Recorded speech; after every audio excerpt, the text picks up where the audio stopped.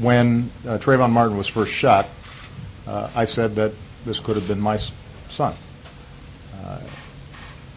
Another way of saying that is Trayvon Martin could have been me 35 years ago. And when you think about why, in the African American community at least, there's a lot of pain around what happened to you, I think it's important to recognize that the African American community is looking at this issue through a set of experiences and a history that that doesn't go away. Hey, what's up? It's your girl Hazel Sky. It's your boy Young Tiz, forever. And we live here at Lafayette Square. Again, this is the second day that we're rallying out here for Trayvon Martin. So, Tiz, what's your view on the whole Trayvon Martin case? Man, my joint dry deep, man. I'm about to hold the mic for this one. Like, this is just my view, so don't take it to heart, all right? But this is how I feel about it. At the end of the day, like I said, it's not about race. I never thought it was about race. At the end of the day, I just looked at the evidence and everything, and I said, I don't know how this dude got off. I don't want to hear about none of the evidence after the fact that the dispatcher told him, quit following him. After that, then I don't want to hear nothing else. They told him, they gave him an order not to do that, and he did it anyway. So, I mean, this is good. We need stuff like this. But at the end of the day, you know, it's not just the Trayvon stuff. It's stuff going on in neighborhoods, people getting killed on a daily basis. And it's like, you got to talk to these gang members and talk to them and understand what's going through their minds. Like, we don't understand what's going through their minds and how they feel about situations. And I feel you take away all the gang banging and all the guns and stuff, what are they going to do? If you don't have nothing to fill in that gap from them being gang banging, standing on the corner, shooting, holding guns, what are they going to do? So if you don't have anything for them to do other than gang bang, I mean, it's going to go nowhere. They don't have nothing else to do. There's nothing else provided for them to do things to keep them off the streets, to keep them away from gang violence and all like that. It's too much going on right now, and they're not even thinking about that, you know? Jobs, all like, you know, it's hard out here. There's no jobs out here. What do you expect them to do? They're going to gang bang. That's exactly what they're going to do. Hazel, let me get back to taking pictures, man. It's your boy, Forever Young Tiz. I got a little teary-eye over that wonderful, wonderful speech from Young Tiz, you know. Had me all teary-eyes and stuff over here. But it's a more serious issue I had, and that is the reason why we're here, rallying for Trayvon Martin, not only Trayvon Martin, but justice for all the individuals who have lost their life here in Buffalo. I'll be back. That's all ice.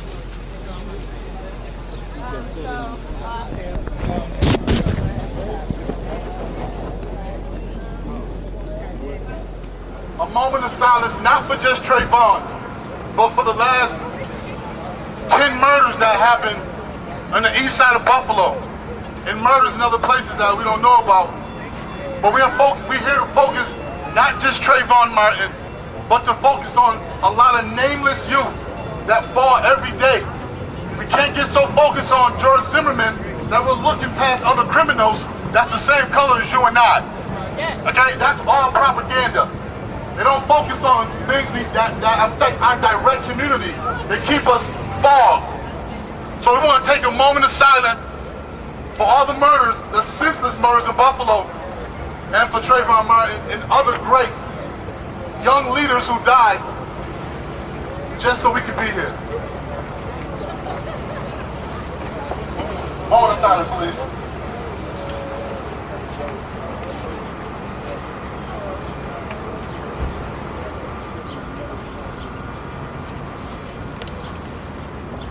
Thank you. A young brother came when we were putting together the event. A brother asked me if he'd do a poem, and he wrote the poem, and I asked him to send me the words, and it was very beautiful. And it's important that we tap into the young people in our community and give them outlets. It seems like we don't pay attention to the positive, we just pay attention to the negative. We pay attention to the wrong. We buy the albums that has all type of degraded and just horrible messages. But when someone's positive, we don't buy the CD. When someone's smaller who doesn't have a big name, we don't invite them out to the events. So right now I want to call my brother, I forgot his name. Lee Anthony, that's right. Give it up for Lee Anthony. He's going to do something about Trayvon.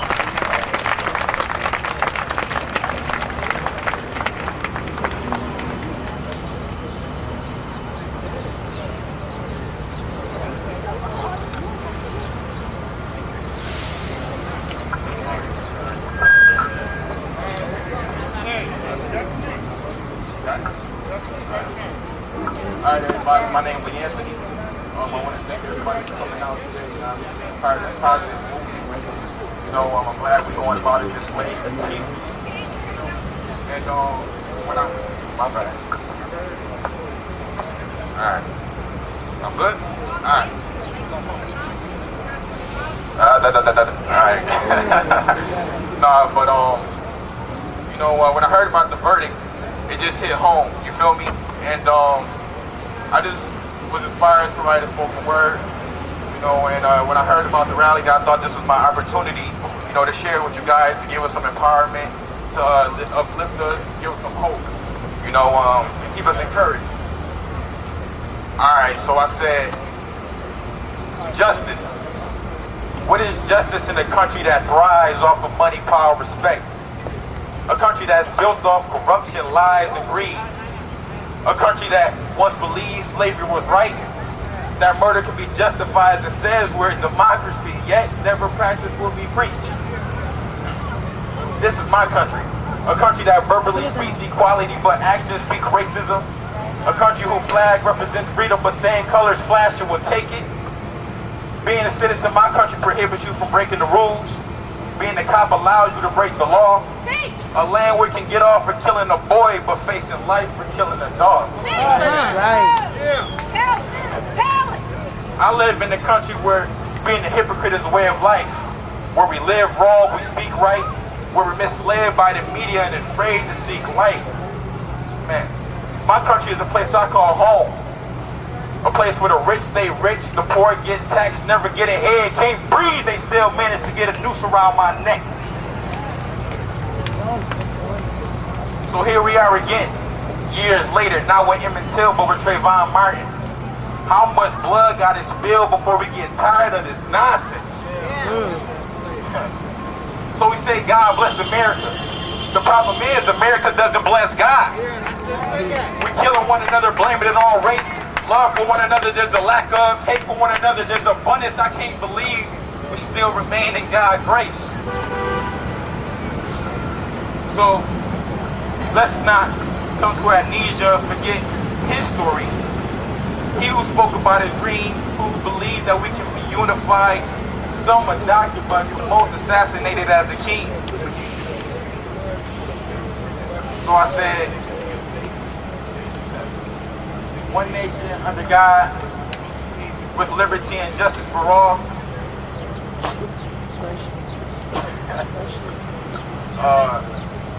One nation under God, with liberty and justice for all.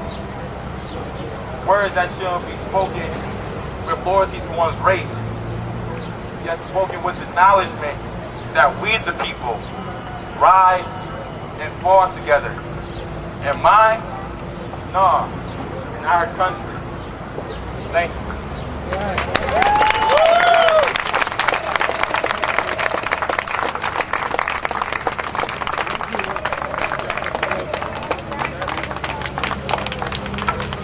I had to tell my man, I said, yo, you gotta switch the end. He went in at the end on Facebook. I said, no, you can't say all that. You gotta soften it up just a little bit for the people. I want to thank everybody for coming out once again.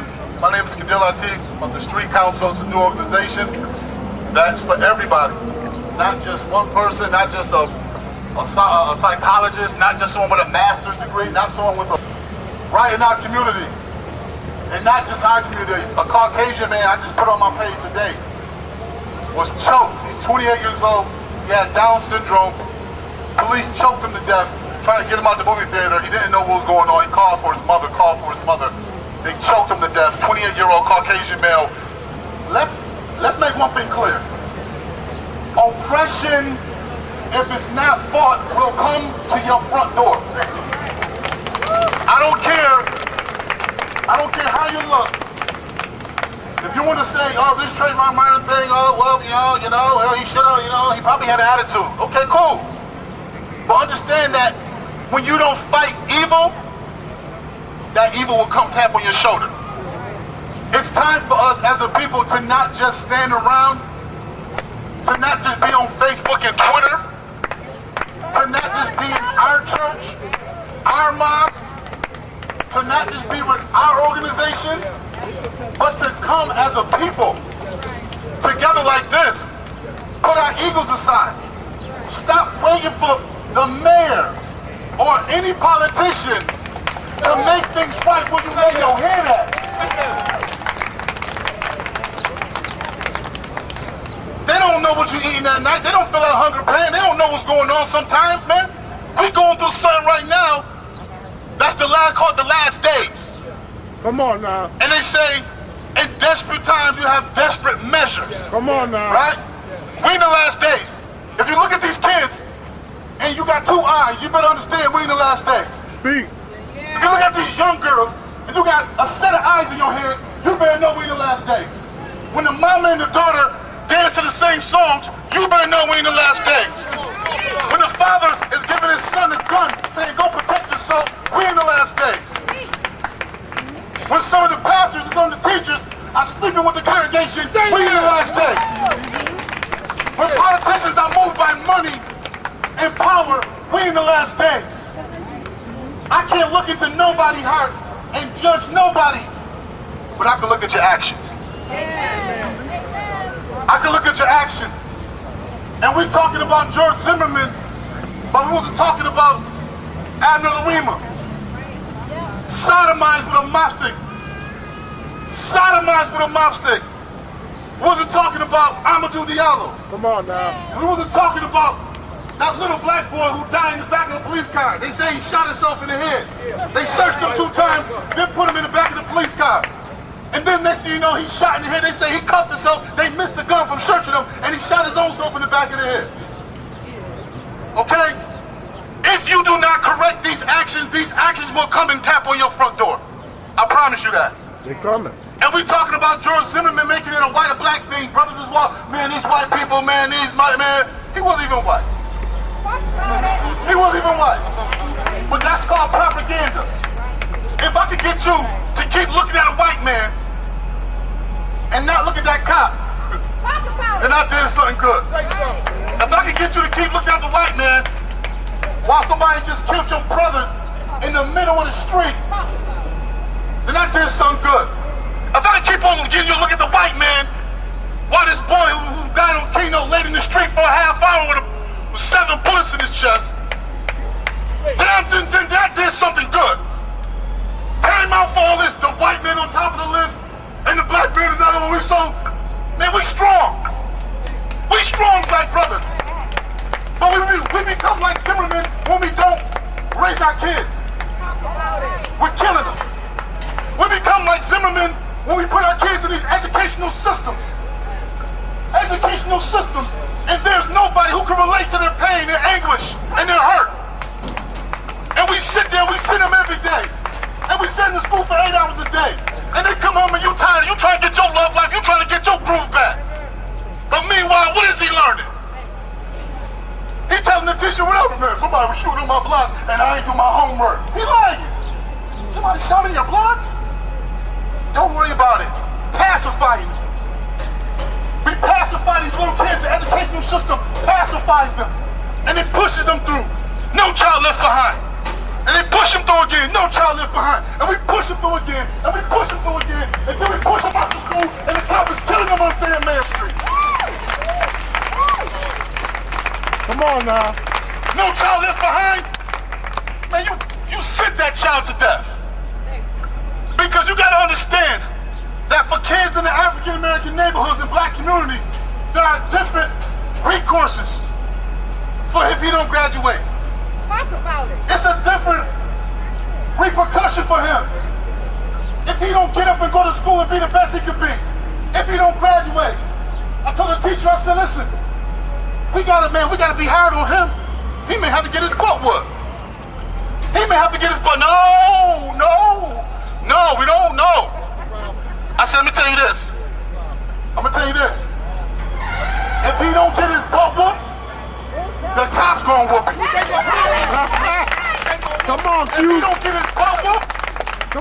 them streets gonna whoop him. If he don't get his butt whooped, them jails gonna whoop him. If he don't get them butt whooped, that money, that fame, and that power, and that greed gonna whoop him. So just because you want to protect him, but not prepare him. They want to protect kids, but not prepare kids. They don't want to give them the reality. We so busy living this false reality, we shall overcome and everything is good and all this, living out the yippee wop. Well, let's look at the numbers. 25% black male not graduating from school. Let's look at the numbers. How many black men are in their child life? Let's look at these numbers, man. Women lie, men lie, but guess what? Numbers don't. Ain't never lie to me. So it's going to take a unified. In the last days, desperate times call for desperate measures. I mean, we got to put our pride aside and say, well, no, I know I don't bang with this dude, or this church don't bang with this church, or this mosque don't bang with that mosque, or I don't really like her, and he don't really like me. Yiddy yaddy, yiddy yaddy. Well, it's going to take us collectively. We put this together so we can bring everybody out, and everybody can tap in to different things that different organizations have. Resources. We need resources. We need resources. We need resources. And we have resources, and people are doing events, and people are putting things together, and no one is showing up. No one is showing up. Who can we blame then? Don't talk to that. Show up. No one is showing up to these events. Uhuru, Saturday School, Fight the Power does a Uhuru School. How come all our kids are not there? Because you choose to let BET and Nickelodeon, okay, and all these things, you sit in front of that TV just so you can do you and you can play Candy Crush. What's going on, man? I'm sorry, y'all. I didn't want to go in like this, man. You know what I mean? But if I feel like I've done you an injustice, I've done you an injustice if I don't keep it real with some of the youth right now. Some of y'all got some friends that really don't like y'all. And they say they love you. They say you my man. And then they call you to roll up and say, yo, man, come hit this blunt. Yo, what up, man? Yo, we brothers, man. Yo, I got beef. Y'all brothers is dying over sneakers, man. Y'all brothers is dying over pillow talk. When a girl said, oh, he said this about me? Well, I'ma kill him. Y'all brothers is dying over Mike and Ike's, man. You're dying over nothing. If we don't prepare our children and tap into these resources that people like Pastor Giles, that people like Fight the Power, that so many different organizations, if we don't tap into that now, it's going to be too late. So before y'all leave, we want emails, names, numbers, Social Security, unless you got bad credit. But we really want to stay connected. And this is my prayer. Our prayer is tonight, white, black, Puerto Rican. We need to stay connected, linked as a chain, and let's fight some of this nonsense, okay? I'm gonna pass it to Elise. She came out here last week and she put the visual together. And she put the visual together, and there wasn't a lot of people. But she came out here and I said, yo, what organization you work for? She said, Organization of the People. I'm not even down with nothing. I just want to work. And that was very commendable. And I said, sis, let's get together and let's do this. Let's do it. And we called on other organizations. And God is blessing things. So the younger organizations, we need to tap with the older brothers and the more uniform organizations so we can do work. Right, check. Right, check. Right, check. That sounds real good. Give it up one more time for my brother Kadir right here. And he did a beautiful job. He did such a great job. I want to keep things moving. I just want to tell you a little story about why I'm here and why I worked with him to make this happen and create a movement, not just a moment, but a movement. I'm going to tell you a little story, and then we're going to do some audience participation.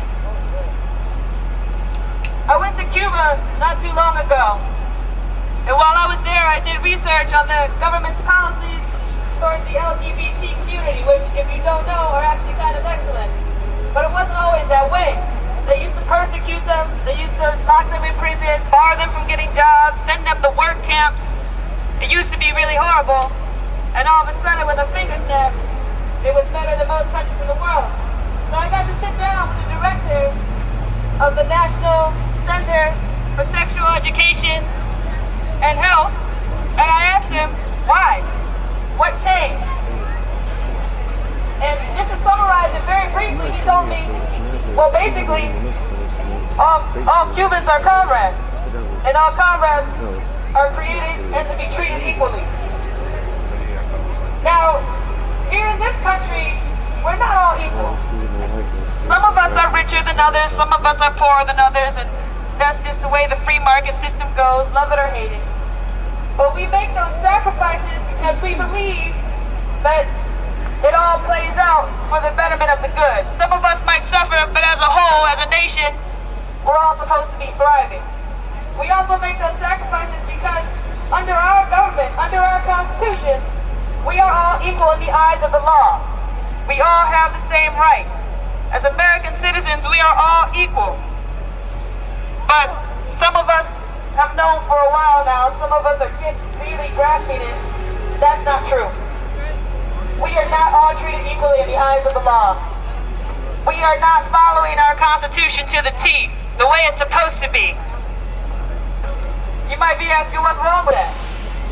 Well, aside from the violence, aside from what government's doing, I'll tell you what's wrong with it. Young black males, for example. Black males, even here in this city, they have a high incarceration rate, a high unemployment rate, a low high school graduation rate, and a low income rate. We've been talking about them for decades. On the conservative side, they talk about how young black men need to pull themselves up by their own bootstraps. Something's wrong with them. They just need to get it together. On the liberal side, we study them in classrooms and write reports and essays and pathologize them.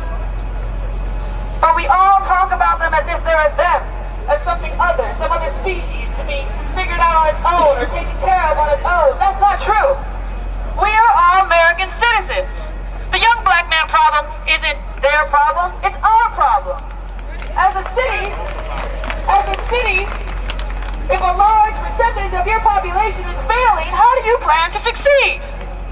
As a nation, if a large percentage of your population, of your citizens are failing, how do you plan to continue to prosper? You can't.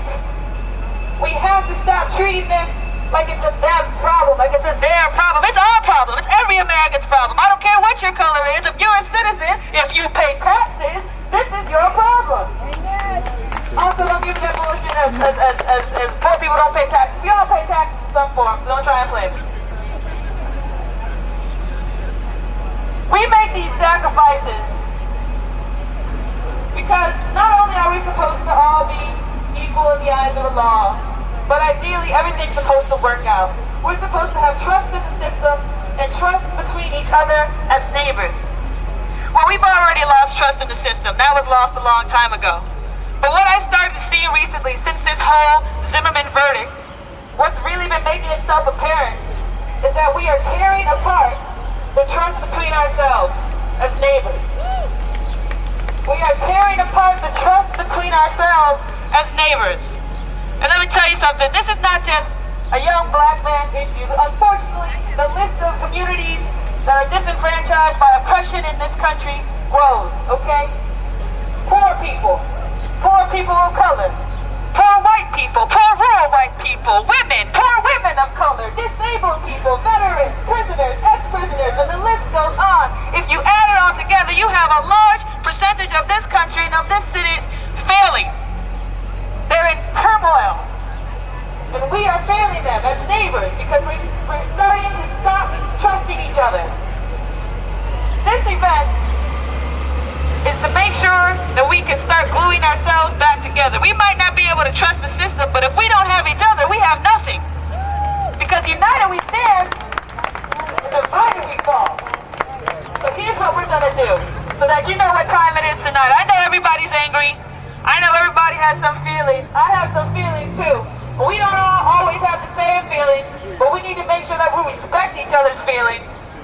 And we need to share these feelings. And we need to come together because in unity we will be able to change things.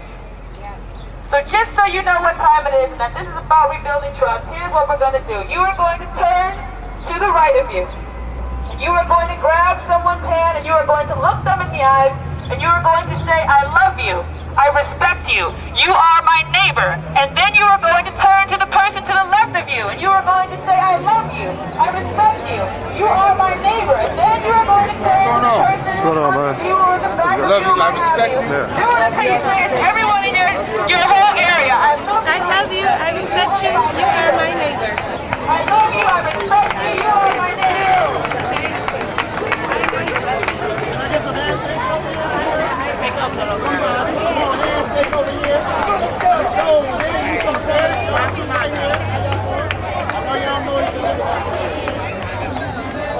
I love you, I respect you, you are my... Did you say it to everybody near you yet? Did you say it to everybody near you yet? How did that make you feel? When's the last time you said that to your neighbor? When's the last time you grabbed your neighbor's hand and told them that you love them, that you have their back?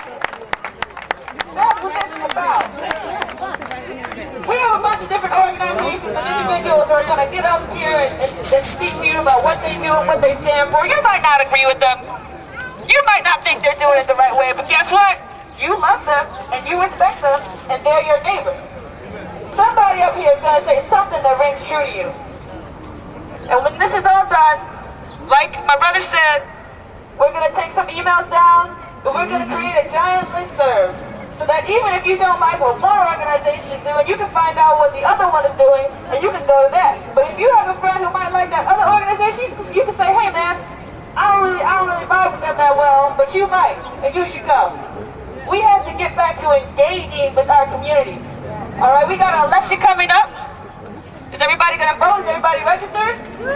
You might not believe in the system, but I believe in you. And so since I believe in you, I believe that you can change the system if you want to. So go ahead and vote because I love you, I respect you, you're my neighbor. Change my city for me. All right.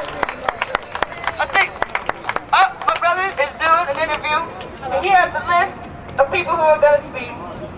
You guys say I love you, I respect you, you are my neighbor a little bit more. I'm going to grab that list, and we're going to keep this thing moving. Thank you. Hey, it's your girl Hazel. I'm still here at Lafayette Square, and standing next to me is Lee Anthony. He just did a wonderful, wonderful poem dedicated to basically all of the violence that has taken place here. Right. How are you? I'm doing well. How about yourself? I'm good. Can you tell me what inspired your poem? Well, the verdict of the case, you know, the fact that he got off not guilty, didn't suffer any repercussions, it just hit home, you know, and I felt unjust. So I wanted to share my words and with our people, not just our race, but our people as a country as a whole, you know, to give us some encouragement, inspire us just to stay strong. You know? Okay. Is there anywhere that you publish any of your work? No, there's a little like a pub on Elmwood I go Wednesday nights here and there, open mic night, just kick it, nothing too serious. Okay, so for all of the audience members who missed earlier, because we did record, you know, you spitting, can you give us a little bit of the poem? Okay. So I said, justice. What is justice in a country that thrives off money, power, respect? A country that's built off corruption, lies, and greed. A country that once believed slavery was right, that murder could be justified and says we're a democracy, yet never practice what we preach. This is my country that verbally speaks equality but actions speak racism. A country whose flag represents freedom but same colors flashing will take it. Being a citizen of my country prohibits you from breaking the rules. Being a cop allows you to break the law. A lane where you can get off for killing a boy but face life for killing a dog. So I live in a country where being a hypocrite is a way of life, where we live wrong, we speak right, where we're misled by the media and afraid to seek light. This is my country, a place I call home, a place where the rich stay rich, the poor get taxed, never get ahead, can't breathe, they still manage to get a noose around my neck. Something light. Okay. Whew, got some chills. Okay. That's the truth. So how old are you? I'm 22. Okay. So if you can place yourself in Trayvon's shoes, What do you think was going through his mind doing all of this? Well, I believe he didn't know that it was about to be his time, of course, that it was unexpected, that he didn't think that altercation was going to come about, nor did he think, he was just on his way home, just being a young man in his own town. He didn't think that he was going to get chased down, have an altercation with this older gentleman, then get gunned down, It was just all unexpected, and I know the young man didn't think that none of it was about to happen, How do you carry yourself? Like, have you ever found yourself in that type of situation with anyone? Yeah, well, when I was younger, I was young and dumb. So I made a lot of bad decisions. But today I carry myself as a young man, because I understand every decision you make, impacts your life, impacts your future. You feel me? So I just try to make the best decisions under any circumstance as possible, so. Okay, and one last thing. What's the best advice that anyone have ever given to you? My mother always told me for every action there's a reaction, which is how I am today. That's basically like I said, every choice and decisions you make infect your future. You just need to think before you speak, think before you act, and that's all I try to live my life by. Okay, well, it was very nice meeting you, Lee Anthony. You too. Thank you. Thank you. I'm here live, still at Lafayette Square with Neil Mack. How are you? I'm all right, and yourself? I'm good. What brings you out today? Man, what brings us out, man, we organized this event just like yesterday on behalf of Trayvon Martin, but in the spirit of everybody else that's going through the same thing, that went through the same thing, and all the brothers that we've lost in just this 2 weeks during the Trayvon Martin trial. From the verdict to now, we lost 4 brothers right here in Buffalo, New York, through murder. The black-on-black crime, the hate crime, the segregation, the police brutality.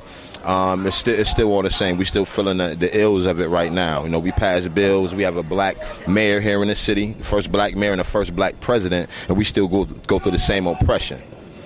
So we organized this event, the Street Council, Neil Mack Music, Writers Block Entertainment, Griot Nation, Q Boogie, and every organization that we're collaborated with, to try to bring some awareness. Not just bring awareness. We can get out here and march all day. I've been doing this for a long time.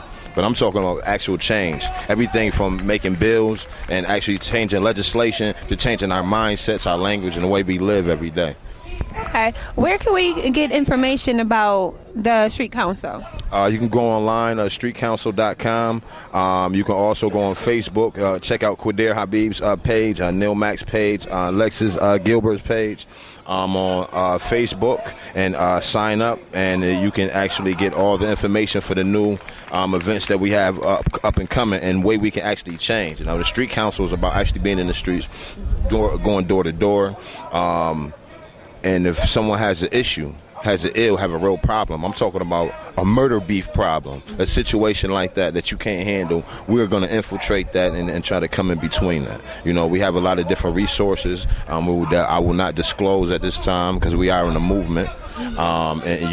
Some of what we are doing, we're being targeted, from organizing movements like this. You can go out through history, you can see all the people that try to organize movements, they get targeted, they get murdered, things happen to their families and all that. So just be aware of why are we organizing these things, why are we putting these things together. We are under scrutiny and attack at all times for us to stop these things and break it up through propaganda, through the radio, and also people that they have in disguise that come out to these events. Some of these people, you don't know who these people are. They come around, they watch our tactics, they see what we do and try to infiltrate and break up what we're doing. But we definitely have intelligence, counterintelligence to make sure, that is to a limit. We use every resource that we have, from music to books, and throughout from Buffalo to Baton Rouge to the UK.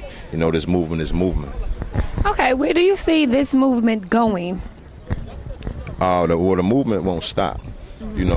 After I'm dead and gone, the movement and the things that we're doing, is going to spread, a long way. So I see this movement going where God wants it to go.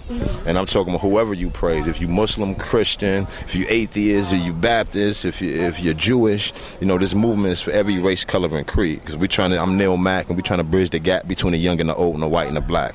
And the first thing that we're trying to do is eliminate all this nonsense, the mediocre thinking, starting at home with ourselves. Because when I'm out here fighting, I start things here with myself at home.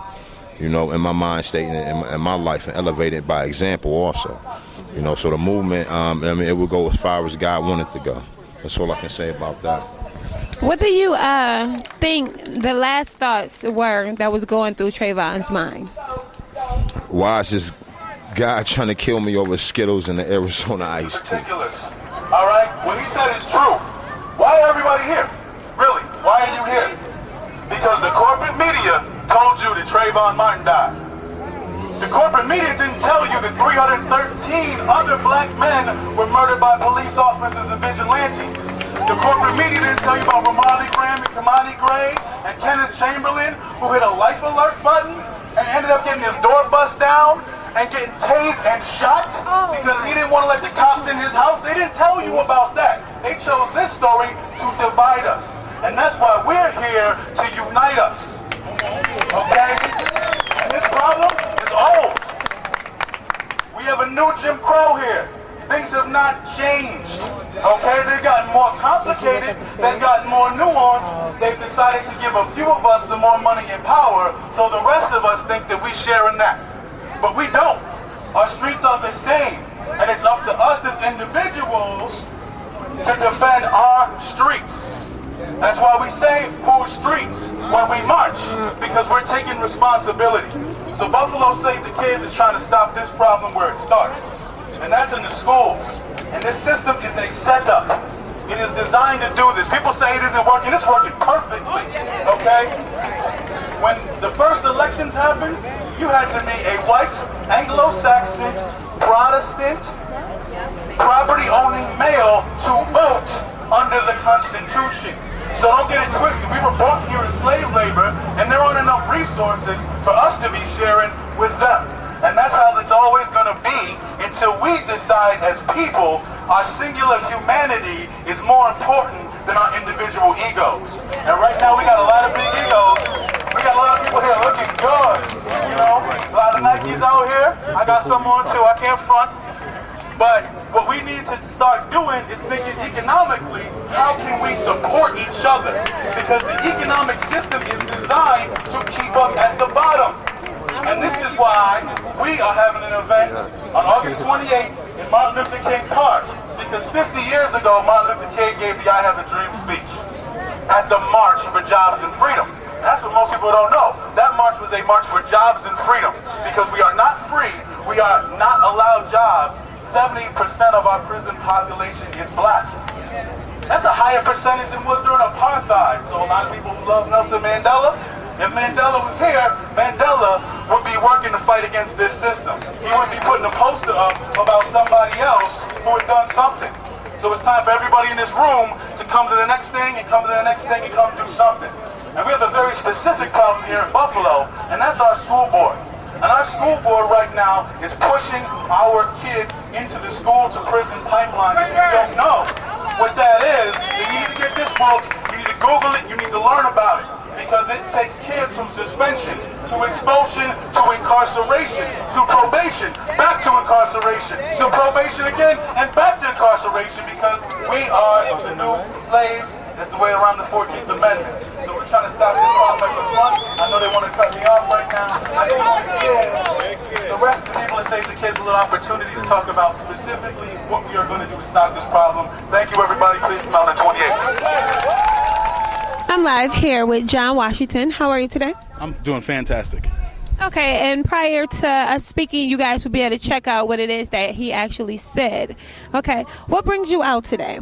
What brings me out is racial justice, is looking at a country where we're 50 years past the civil rights movement. We still have the highest unemployment. We still have the highest incarceration rates. And, you know, they're attacking voting rights and doing the same things that they were doing in 1963 that the civil rights movement fought against. So for me, this moment reminds me of what I read Martin Luther King, Malcolm X, Marcus Garvey talk about when Emmett Till died and when they saw him dead on the train tracks. That moment, the realization of all people that, you know, that could be them. And then everybody started coming together from that point, and all the discrepancies and differences went away, and you saw, you know, 60,000 people, you know, on the steps of the White House and in Washington, and that's when you saw the real change happen. So I think this is one of those kind of moments for a new civil rights movement. Okay, what is this book that you have? This book is called The New Jim Crow. It was written by Michelle Alexander. She was with the ACLU, and basically she kept receiving complaints about black youth being incarcerated, and she went into the research and found that 70% of our prison population is black, while we make up 12% of the overall population. And she went through all of these cases and found the way that these laws are selectively applied disproportionately to the disadvantage of black men, and that we have a new Jim Crow. The Jim Crow laws were keeping us from getting jobs, and right now we have Jim Crow laws that keep black men incarcerated, sometimes not even guilty, because they can't afford to defend themselves. And you have mandatory minimums, so that if you get caught with crack, that's 2 years, when a cokehead in a white neighborhood might get into a drug prevention program because there's no mandatory minimum for cocaine. The scheduling of marijuana with crack cocaine, Oxycontin on the same level, so these type of things, if you're caught with an ounce of marijuana, you might as well get caught with, a bottle of Oxycontin. So that disproportionately affects our youth, and that's putting our youth in prison at a fast rate, and they do it in the schools. They got kids with drug dogs, going into the schools and trying to get these kids in the system as soon as possible, because the 14th Amendment says you cannot enslave anybody unless they've been previously incarcerated. Once they're in the system, you can do whatever you want, and now we have this new slave labor that's coming out of our prison system. So, we're here to stop that at its root and get at these kids so that they understand their rights, they understand that they are under attack, and that we can all defend ourselves as a community. Okay, can you tell us where your organization is located? Well, we're everywhere. I mean, we don't have a home base, but we go to every Buffalo school board meeting. We meet weekly at places like Burning Books in the Western New York Peace Center. And, you can go to buffalostk.wordpress.com and our Facebook page, Buffalo STK, to find out what's going on. But right now, we're in the streets. We're riding around the east and west side trying to let kids know and trying to bring kids in to understand their rights, especially in Buffalo schools. We have a beautiful new code of conduct that was worked, diligently for, that allows for a restorative justice program where we bring kids, teachers, parents, everybody in from the situation to understand why kids are acting out and why they're not graduating and what the real root causes of these issues is, because a lot of these kids come into school from really hard lives. So, the answer to the question really is where the kids are. Wherever the kids are at, that's where we're going to be in defense of them, and we just want to get a coalition built so that we can, be more informed about how we can help them, and so we can get them more informed about how everybody can help themselves. Okay, and what would you like the end result to be? The end result, I would like, black people in every neighborhood to organize themselves to understand that they need to defend their own neighborhoods. We can facilitate, we can give information, we can have rallies, and we can support, but it's up to every individual to take it upon themselves to say, hey, you know what, my part of the street is messed up. I need to pick up this piece of garbage here. I need to talk to this kid that I've been seeing and complaining about, his pants sagging or he's playing his music too loud. Okay, and what's the best advice that anyone has ever given to you? The best advice is my mother, and she said, always do and act what you believe in, and to do what you can when you can. I may not be able to change the world right now, but I can, organize a rally. I can tell somebody what their rights are when a cop stops them, and that all these little things collectively eventually can add up to something big. So just to do what you can when you can, no matter what the oppression looks like. Okay. And is there anything you would like to leave us with? I'd just like to leave everybody, understand with the few words from Martin Luther King on the I Have a Dream speech. They focus too much on the little black kids and little white kids joining together, but he said, I'm here to remind America of the fierce urgency of now. This is no time to engage in the luxury or cooling off or tranquilizing drug of gradualism. It would be fatal for the nation to overlook the urgency of this moment. This sweltering summer of discontent for the Negro people will not pass unless there is an invigorating autumn of freedom and equality.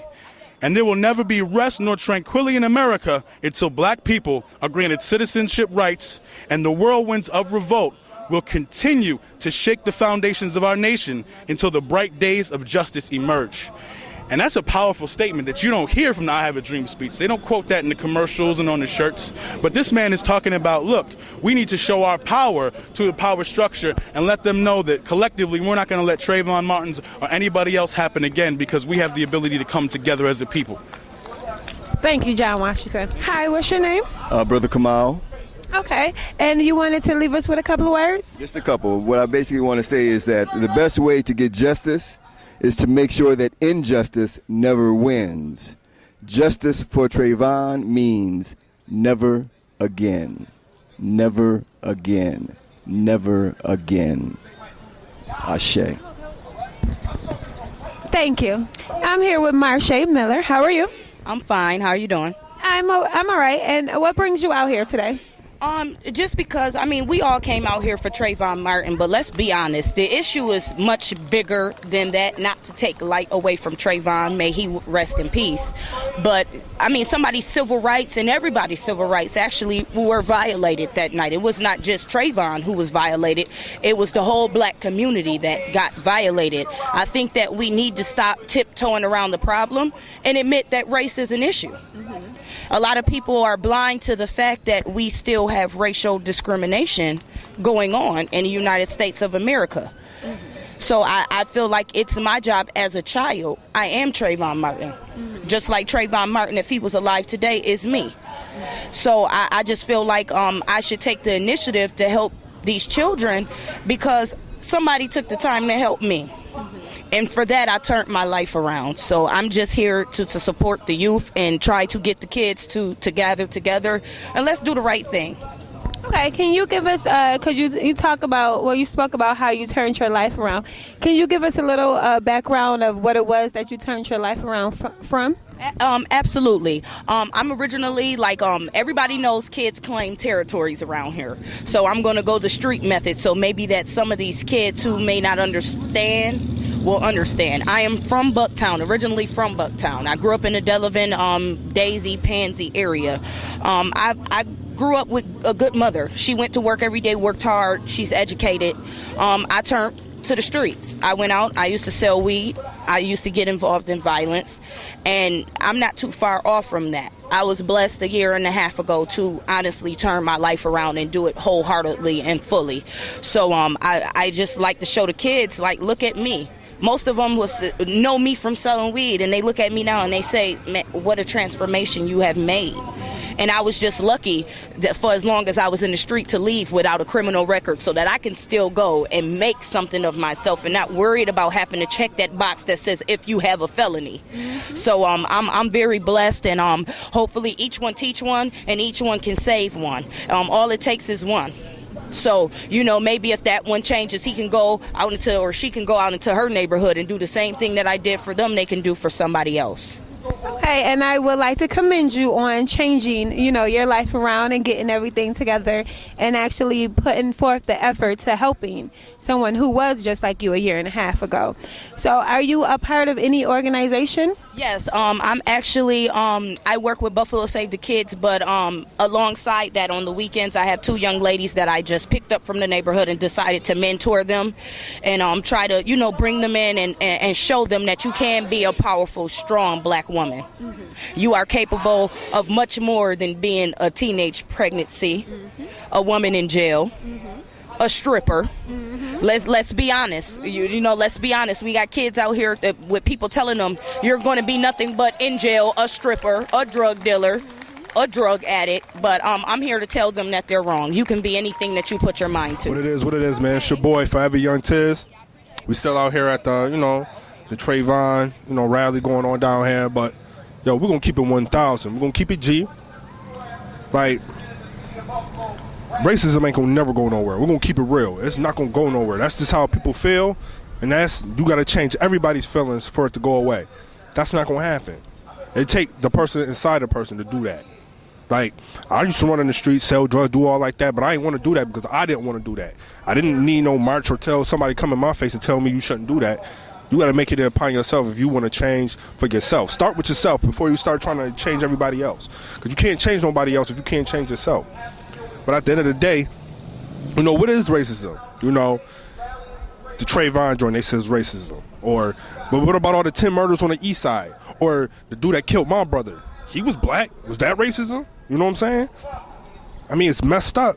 But, you know, everybody want to blame something when they need to just, you know, start with themselves and, you know, and stop being like that, man. I mean, it's like, you know, these marches is cool and all, but what is it really doing, you know? Like, who really listening? I need to go talk to the game and the dudes on the block that's slinging and carrying guns. They not hearing that. That's their world. That's what they living in. And you want to take all that away from them? That's good. Yeah, do that. But what you going to put in place? They say give them a job. But you can't pull a job out the sky, straight up and down. You can go to City Hall. They got a rainy day fund, 30 million, whatever they got in there. But what are you going to put that 30 million to? I know how to get a job. Too many people out here got too much pride. They got too much pride to work at McDonald's or Wendy's, so they pass up on jobs like that. And then the real jobs, when jobs do come available, they're gonna take the cream of the crop. At the end of the day, whoever at the top, that's who they want. If you got a business, you don't want just no ordinary. You just don't want no anybody in your business. You trying to make money at the end of the day. You know, that's what the whole market is about. It's about making them dollars. It ain't about how you feeling, your race. They trying to make profit. And people got to think about it. You got to think about it on a business level, man. And stop thinking about racism or how people think about you and all like that. Because at the end of the day, police don't care. Police going to keep doing what they doing at the end of the day.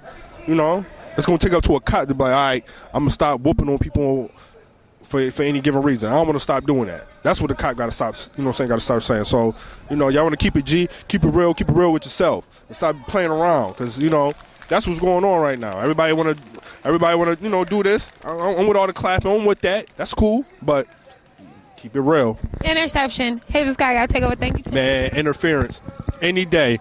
But, you know, it's forever Young Tiz, man. I'm out here. I just keep it real.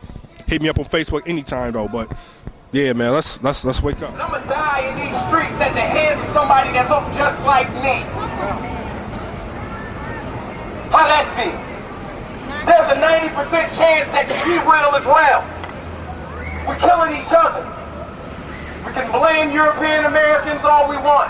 We can talk slavery too. We can talk poverty. We can talk joblessness. We can talk about the poor parenting.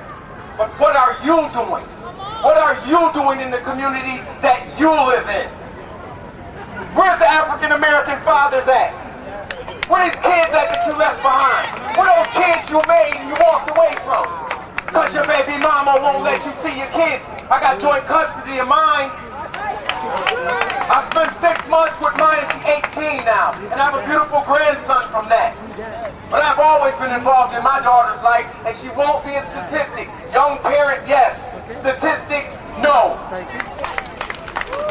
So while everybody is here today, and we hugging, and we loving, and we feeling each other, and it's all fine and dandy. If my hat was like this, and I had a hoodie on, and I walked past somebody that looked just like me, it probably wouldn't even greet me.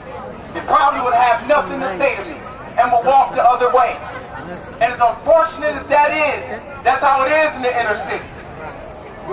And those are the things we need to address if we're going to be out here and getting together. Because you know what's funny? Is that right now we together? Can we do this tomorrow? Can we do this the next day? Can we do this the next day? Can we keep it going? Trayvon brought us here. Vittoriano Jackson keeps me here. Mike Oliver. Mr. Rogers. There's so many homicide victims in the city of Buffalo that nobody speaks about. There's so many unsolved homicides here in the city of Buffalo that people don't speak about. It's an epidemic and it needs to stop. Not only are we killing lawyers, doctors, we're kings and queens. We're blessed people. People are just so impressed to make sure that their kid is going to be a football player or a basketball player or a rapper. What about something that can change the conditions under which we live? What about something that can rally the troops and give us this moment right now where we can all get together? Martin Luther King had a dream, but when you look at it, it becomes somewhat of a nightmare. Because what he fought for, we don't stand for. And what he did, we don't do. So think about it and challenge yourselves. Think about the people who can't vote. We say go vote, but it's people who have felonies that can't vote. They're effectively eliminated. So I say God bless you all. And I know sometimes the truth hurts, but I'd much rather be happily told the truth than walking away being lied to. I don't live in the dark. I live for the moment. God bless you all. It's time for us all to stand up and stay standing up. God bless. All right. Beautiful. Aaron Jackson, y'all. I'm here live with Aaron Jackson. How are you? Great. Doing good. And what brings you out today? Being a part of a rally, being a part of something here in the city of Buffalo. Of course, Trayvon inspired it, but there's so many other homicide victims here in the city of Buffalo, and it seems like the concern has been elsewhere. We have a city that will rally for someone in a whole nother state, but almost does nothing for the homicide victims here in the city of Buffalo, and that's not right. We have to start standing up for our own. We have to start standing up on our own. We have to start standing up for those that live in 14215, 716, in all area codes. We have to stand up as an African American people. So that's what brings me out today. Trayvon brings me out, brought us all out, but I've been standing on this exact same square since 1991 when my younger brother, Toriano Jackson, was murdered. I've been working with the youth, and I continue to work with the youth. Okay. Are you a part of any organizations? Presently, I work for New Directions, and I'm a care coordinator, but I've worked with the Bob Lanier Center. I've worked with the Western New York United. I was the assistant director up at the community center right there at Bailey and Hempstead. Presently, I work with I Am the Future, which is a young man, Stefan Wright. We are working with that organization that we put together, and we're about to be out here in the streets. I'm also helping Q with the street council and things of that nature. Like, a lot of people want a lot of my time, so I have to be in a lot of different situations and scenarios, but what I don't want to do is just spread myself so thin that I can't be effective. Okay. And for other young men watching, is there any advice that you would give to them? For any young man that's out here in the city of Buffalo, African American man that's out here in the city of Buffalo, I would say stand up for your responsibility. Stand up for the children that you create. Respect your parents, whether you had a father or you don't have a father involved in your life. Find a mentor. Find somebody that's older than you that makes some sense, that can guide you and give you what it is that you need. But if you can't find anybody out there that can give you what you need, you have to think that you may be the person that someone else needs. So just be free and be open to receive criticism, but also be understanding that someone else may need to hear it from you. Someone else may need to have you as the person that they look up to. But the African American men here in the city of Buffalo, we're almost extinct in ourselves. And it's an epidemic. This is sick. George Zimmerman kills an African American man, but we do African American crimes on a regular basis, and there's nothing. Like, that's ridiculous. But I would be very afraid as an African American man here in the city of Buffalo, because it's almost like 9 out of 10 chance that you're going to be killed by another African American. And that's unfortunate. I have never been to a funeral where the person died peacefully. Every funeral I've went to has been something violent and tragic, which leads me to believe that my ending may be the same. And it's unfortunate. So to all of the African-American young men that here in the city of Buffalo, I would just say stay resilient, stay persistent, pursue your goals, go for what it is that you dream of and what you want. The color of your skin shouldn't dictate where you going or where you headed or even where you came from, but know your history as well. It's your girl, Hazel Sky. Forever Young Tiz, it's me. And we still out here at Lafayette Square getting this rally going for all these young African American men. You know, race isn't the issue. We just out here letting our voice be heard. Yeah, you know, just pay attention, man. You know, I ain't gonna sit here and preach to y'all. Just take care of yourself first before you take care of somebody else. Boom. That was a powerful statement. Take care of yourself first before you can take care of anybody else. Any final words, Tiz? Yeah, just keep tuning into the show, Street Journal, all day. You know, we always bring you what's going on in the town, you know, trending topics. And, you know, I got to throw my plug in there real quick. Because I'm back. I've been gone for a long time, but I'm back on deck. Hazel, everybody else. See What I See, my food and entertainment show coming. So, you know, stay tuned for that. You know, we'll show y'all a little different side of the town and different places outside of Buffalo. So, you know, tune in for that. But, you know, to stick on what's going on around here, man, just stay positive, man. Let's do something different. Again, I'm your girl, Hazel Sky. Believe in yourself, dreams do come true.